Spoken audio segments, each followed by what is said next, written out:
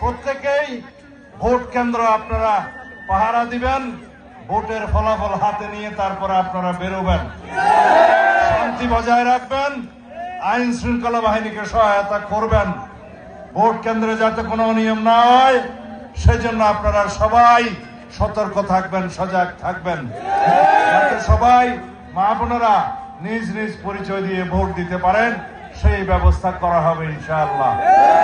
বিগত 16-17 বছর আপনারা শান্তিতে স্বাধীনভাবে মুক্তভাবে ভোটাধিকার প্রদান করতে পারেন না, ভোটাধিকার প্রয়োগ করতে পারেন নাই।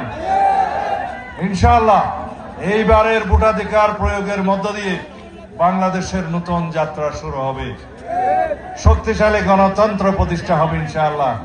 আমাদের সকলের অধিকার নিশ্চিত হবে দেশের জনগণের। আর কোন ভোটের অধিকারের জন্য, তত্ত্বাবধায়ক সরকারের জন্য, বৈষম্য নিরসনের জন্য কোনোদিন রক্ত দিতে হবে না এই বাংলাদেশে। সেরকম একটা বাংলাদেশ বিনির্মাণে আসুন প্রত্যেকেই আমরা নিজ নিজ ভোটাধিকার প্রয়োগ করি, কেউ ঘরে বসে থাকবো না। আজকের এই গণমিছিল এখানেই সমাপ্তি ঘোষণা করছি। আপনাদের প্রতি অসংখ্য কৃতজ্ঞতা প্রকাশ